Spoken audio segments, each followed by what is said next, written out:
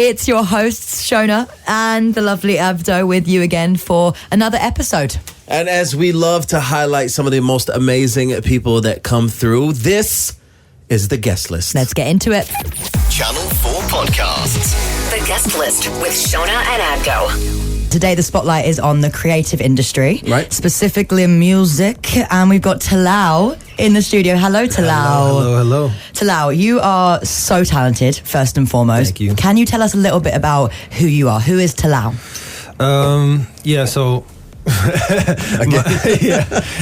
He's got a broken chair here. He's falling down.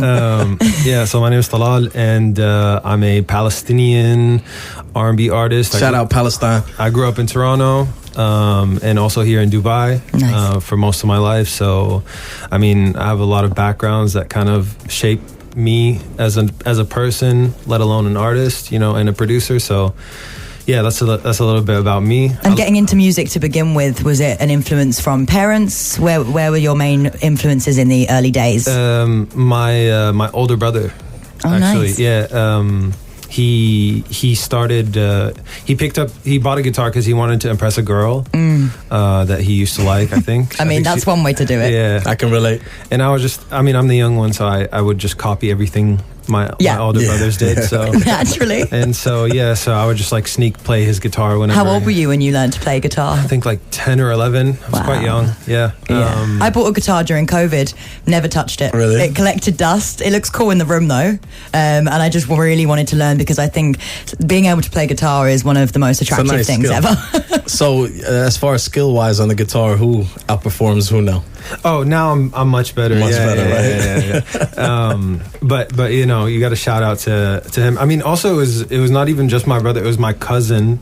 I have a cousin who also played, but he played like flamenco guitar, Nice. the Spanish. I think I met your brother. He was at the show last time, right? Yeah. So I had the look great at that! pleasure. He was at the show when we were hanging out at the show. This is what we do, Shona. This is what we step out. I met Talal way before you. Yeah, but anyway, did you go see? You saw him perform, though, right? Yeah. 2 years ago, mate. So we both had the pleasure to see Talal perform, and he played guitar. And you're like a one-man band, bro. You had multiple instruments that you were playing. Yeah. So that's like the kind of the looping thing that I do when I play live. It's basically I have a loop station, kind of the same thing that Ed Sheeran does, but I kind of build on that because I have my drum pad and my bass guitar on the stage. So it really does sound like a full production when I'm up there. Nice. And how would you describe your music that you produce? That's a good question. Predominantly R&B. Yeah, exactly. Yeah. I'm a big fan of the R&B genre, but I was saying this earlier. I don't like to be boxed in. Of course not. Yeah. I like to let my music be what it needs to be in like a free soul every moment. Yeah, like I think I change so much. Yeah. Per each record, like none of my records sound the same. Like each record is like really different. We're your number one. 104.8. Channel 4. I feel like Dubai is building its R&B scene. So tell me about your influences going into that, and do you feel like you're in the construction phase as well? For sure. I mean, I think like you said, the scene in Toronto has been doing well for a while, and the scene here is growing, and I think like there's a few people that are kind of leading the charge and kind of starting to build the sound of Dubai, or if we're trying to do that. I think it's just a matter of just keep you got to keep doing it and collaborating with the people in the city, and the sound kind of starts to develop on its own. It's not something that you kind of like do, you know what I'm saying? Course. Like I feel like it's real underground right now. The real Dubai music scene, when it comes to something that has soul in it, whether it's R&B or hip hop or even good rock music, I can say. I feel like it's all underground, and it's all like kept within certain communities across the city.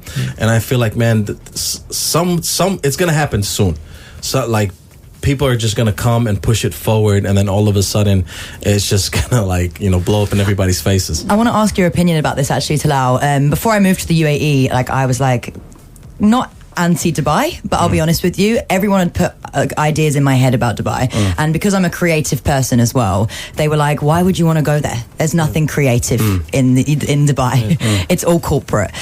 So why did you make the move to the UAE? Like, and what has that done for you in terms of your creative career? So, I mean, I went to high school here, so I've been here since I was like maybe 14, 15, something like that. And so I've got to witness the scene kind of grow. You know what I'm saying? Oh yeah, you've seen it. You must have seen it all. Yeah. And obviously I grew with it as well. I think Dubai is such a melting pot, and so many people come here from different places, such as yourself, like from the UK, and Jamie, my boy from Australia, and like, you know what I mean? So all these people that I'm meeting and collaborating with, like, you know, they bring their swag and their parts of, you know, what they had, right, you know, in their ends, and then, you know, you bring it here, and then we meet, and I'm like, okay, Palestinian Toronto kid, Melbourne kid. Yeah, you know what I mean? It's great. We come together, and then we make a record, and then it's just like, okay, cool. This is like something completely new, and you can call that Dubai sound. You feel me? Like, but you know, I've seen the same thing happen in Abu Dhabi. You know, Abu Dhabi also has like these underground communities where people are making music, and it sounds incredible. You know, and I'm just like, it bothers me sometimes why a lot of this stuff is not going mainstream. There's a lot of talent here. Yeah, like, there's so much. That's what I got proved wrong instantly. Like I said, like, didn't want to move here, came here. Within a month, I started chatting to people, other creatives around Dubai, and I was like, there is a place for it. There is a scene. So why isn't this being spoken about more? And that really bothered me, and it still bothers me now. That's why I'm really happy that you've come to join us today, and that's what Local Legends is about on our show, because we want more insight into the music industry. So what goes into your creative process when you're, like, you know, composing a song? It's different every time, really, but for me, it usually just starts with like a feeling that I can't get out of my head, you know, like something that I'm like feeling over and over every day, and I know that the only way I'm going to be able to move on from this emotion is if I put it into a record. So yeah, that's kind of how most of my records start, like just like whatever I'm going through. Personal experience. Usually so any lyrics that we hear is a personal experience. For sure. I mean, specifically with this latest record, it's a very real personal story. Some that don't exist. Yeah. All right, we have that track. We're going to talk about it coming up in just a minute. We're going to want you to explain us to it, because I felt like, you know, was there something behind it, a personal experience that you went through? For sure. Okay, I want to hear. This is where it gets interesting. All right. Channel 4 Podcasts. The guest list with Shona and Abdo. So you got a new song release out. It's called Don't Exist. Correct. But tell us about this song real quick. How'd you get started on it? Yeah, I mean, so this is kind of like a song that started maybe in 2022. Like, the idea came about. I started the idea with my boy Colin. You know, we were just in the studio. I was telling him about something I've been going through with a personal friend of mine, an artist who, you know, me and her, we, you know, kind of had a falling out, and then it is what it is. And then within that time that we kind of stopped talking, she released her first song, and she kind of took off and became like quite popular. Really? Yeah. It's like a Star is Born situation. And that was a really difficult situation for me to watch. Of course, yeah. Because, like, you're watching this person who you were so close to kind of all of a sudden live out your wildest dreams. Yeah. Wow. Yeah, that's tough. That is a tough pill to swallow.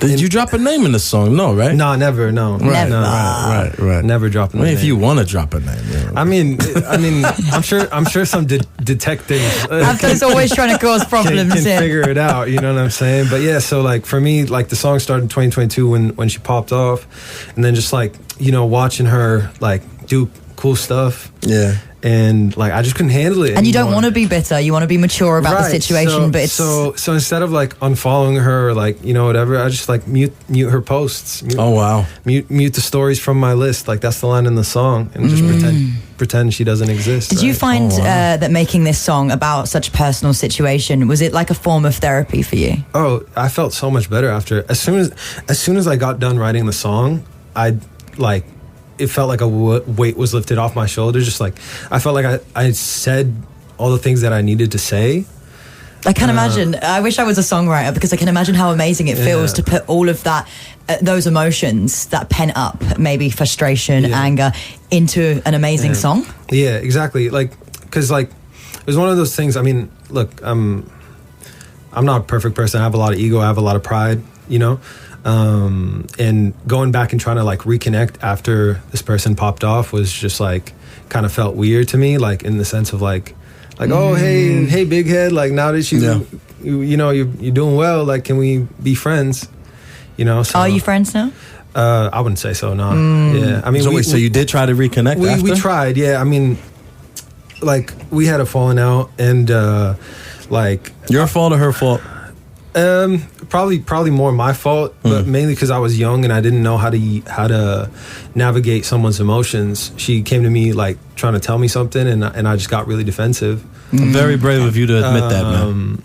And at the time, like I just didn't know how to just like give her the space to just like, you know, let her like say what she needed to say. I was just like, nah, you know. I think at one point she was like, you don't care about like my music or something like that. I was like, I don't care enough to not care. I said some really hurtful stuff, you know. You know, so. I don't care enough to not care. Woo, brutal. But it's amazing that you admit that, and it's great that you put those emotions into music as well. Yeah. I want to listen to this track.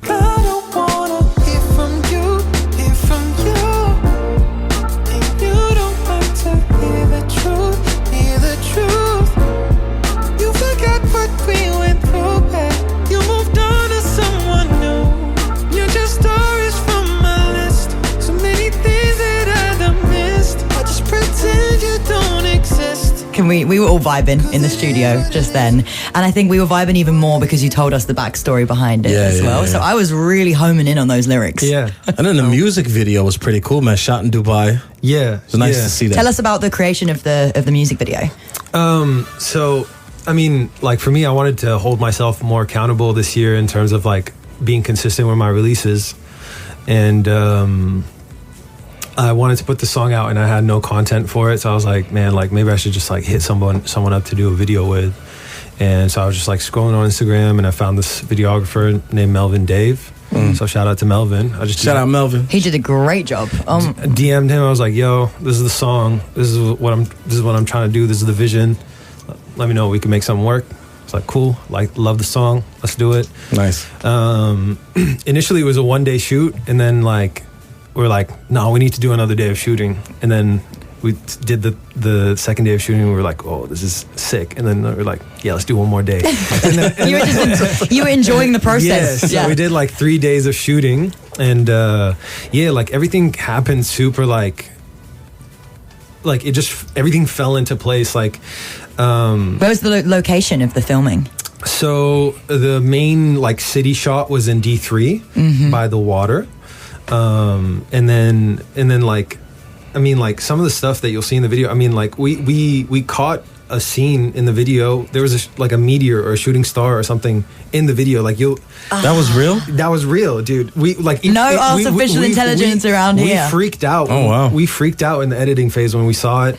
And then the whole thing with the RX-7 in the plane, like that's my cousin-in-law's car. And we shot the video during Ramadan, by the way. So he had to send the car to me. Like it's a Japanese Mazda RX-7, so it's right-wheel drive. That's a beautiful car. Manual, like, you know, we got it to the location where the planes are coming into the airport. Yeah, you know what I'm saying? And it's beautiful location, beautiful spot. I love the video, and it shows Dubai in such a great light. That's what I liked about it, man. You really showed like the true essence, you know, of what it means to live here. The backdrop. You didn't do nothing fake. What I like. Sometimes I see people shoot videos in Dubai and it's just overly excessive, overly luxurious, and it's just like, come on, man. Can we just keep it on the ground? Yeah, you know? keep it about the music, and that's why it gets detached from the music sometimes with the music videos. And you're like, also, it's difficult because when you have a vision in your head, we naturally do when we listen to a song, and then when the music video comes out sometimes and it doesn't match up to the atmosphere that you created in your head, you're like, this one matched, and it's disappointing, but this matched perfectly. This was an R&B video. The cover art when we shot it and we got the shot, I was like, this is exactly what I had envisioned in my mind. You know what I mean? Like, nice. And I was really, really like super happy with the way that it turned out. Got to give such a big thanks to Talal for joining us on the guest list. Yeah, we'll be back again next week with another episode. Thank you so much.